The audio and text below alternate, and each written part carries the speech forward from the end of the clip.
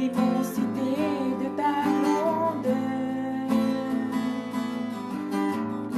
me montre que je ne suis rien. Mais quand tu façonnais la terre, j'étais déjà près de ton cœur. Tu m'aimais avant que je sois, et pour moi tu as tout donné. Toi seul pouvais me libérer. C'est pourquoi je veux t'adorer. Toi seul est digne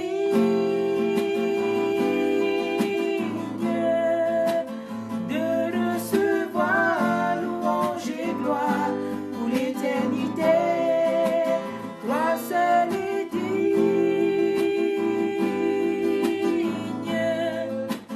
de recevoir louange et gloire pour l'éternité.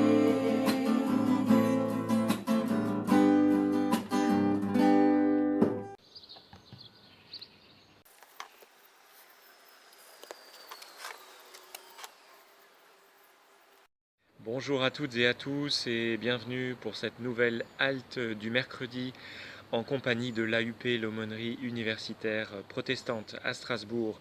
Halte que je vais commencer cette semaine en vous montrant ceci, cette bouteille de savon. Ça y est, nous avons tous intégré que nous devons nous laver les mains plusieurs fois par jour et que désormais les conditions d'une bonne vie collective dépendent de la présence d'un lavabo à proximité de l'endroit où nous sommes ou d'une bouteille de gel hydroalcoolique. Nous devons être propres. Et ce petit fait qui change notre vie nous amène à la lecture du jour.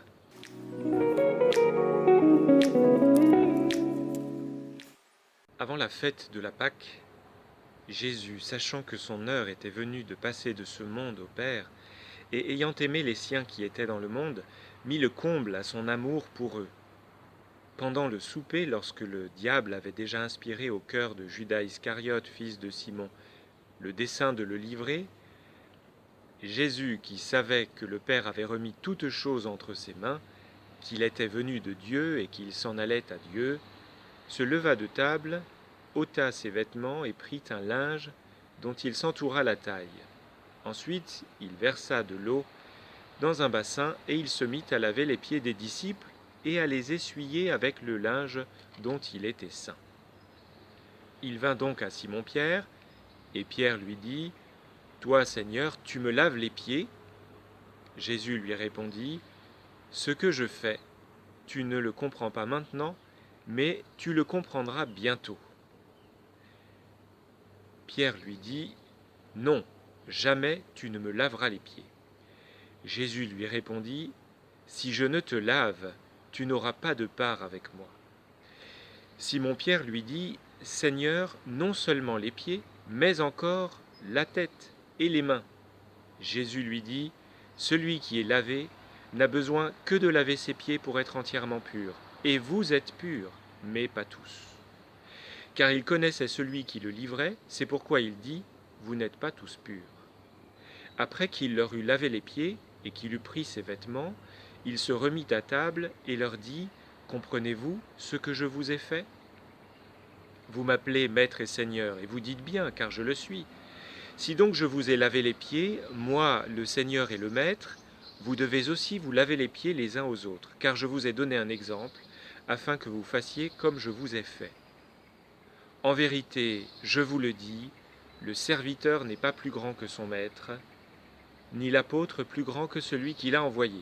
Si vous savez ces choses, vous êtes heureux, pourvu que vous les pratiquiez. » Ce passage de l'évangile de Jean n'est sans doute pas le plus simple.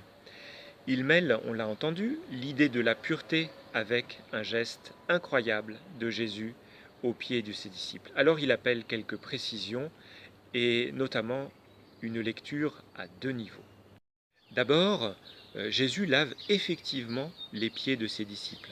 Il s'agenouille devant eux il se met dans une posture qui était celle du serviteur ou de l'esclave, et il accomplit ce qui était un geste d'accueil dans une maison, un acte d'hospitalité envers celui qui y entrait et qui avait souvent marché dans la poussière, donc ses pieds en étaient recouverts.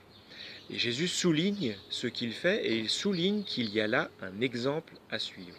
C'est l'exemple du roi serviteur, du roi qui se met au service des autres et particulièrement de ceux qui sont réputés être plus bas que lui. Mais en même temps, il ne s'agit pas ici d'un lavage des pieds, mais d'une scène qu'on appelle en général le lavement des pieds. Ce qui nous ramène à un deuxième niveau de lecture qui apparaît clairement dans le dialogue que Jésus et Pierre ont ensemble. Pierre qui se défend de voir ses pieds lavés par celui qui est plus grand que lui, par son maître, et qui finalement l'accepte tout en demandant qu'il soit entièrement lavé. Quitte à être purifié, autant y aller franco. Et Jésus lui dit, mais vous êtes purs. Alors, l'eau qui lave les pieds, avec cette notion de pureté, nous renvoie évidemment au baptême que nous avons reçu, ou peut-être pas, un baptême qui nous purifie et nous lave. Il le fait parce qu'il est une communion avec le Christ mort et ressuscité, ce que manifeste clairement l'immersion dans l'eau qui est pratiquée dans certaines églises encore aujourd'hui et qui était pratiquée dans l'église primitive. Mais la vérité de ce baptême ne dépend évidemment ni de la quantité d'eau utilisée, ni de la surface du corps qui sera touché par cette eau. Alors oui, les amis, nous sommes purs, certainement, mais nous sommes purs des pieds. Oui, parce que nous ne sommes purs que par celui qui lave les pieds de ses disciples. Nous ne sommes purs que par ce roi serviteur qui s'agenouille devant eux et qui ne cesse de s'agenouiller devant nous. Et nous sommes purs des pieds parce que ces membres ne sont pas les premiers que nous serons amenés à toucher chez une autre personne. Et pourtant c'est par là que l'amour passe. Il n'y a pas d'indignité, il n'y a pas de saleté qui ne puisse être touchée par l'amour du Christ. Et cet amour est le seul véritable agent actif, celui qui lave vraiment. Comme chaque semaine, j'aimerais maintenant t'inviter à un instant de prière, où que tu sois, et surtout, quel que soit le degré de propreté ou de saleté que tu perçois en toi, le Seigneur t'accueille de cette manière-là aujourd'hui. Prions ensemble. Seigneur, je te cherche souvent les yeux levés vers le ciel, vers l'azur, vers ce ciel si beau, si pur. Et voici aujourd'hui, je te découvre à mes pieds, là où j'aimerais peut-être ne pas te voir, là où je ne pense pas te découvrir.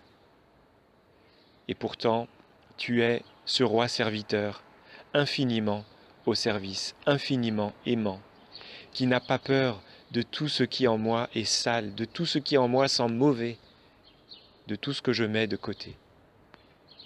C'est là où tu viens me parler, c'est là où tu viens agir, c'est là où ton amour est le plus fort et le plus puissant. Seigneur, dirige mon regard, dirige-le pour que je puisse voir ce que tu fais, et là où tu le fais, je puisse découvrir ton action étonnante, et que je trouve le courage de marcher à ta suite là où je n'aurais pas envie de le faire, là où je trouve que la réalité est décidément trop sale, trop dégradante. Montre-moi, Seigneur, les lieux où tu m'appelles et guéris-moi de l'intention d'être pur sans toi. Que chaque jour je puisse passer à nouveau par l'eau de mon baptême. Que chaque jour je puisse à nouveau mourir et ressusciter avec toi. Amen. Dans ta présence, je me tiens, car tu as ce dont j'ai besoin, la joie, la vie.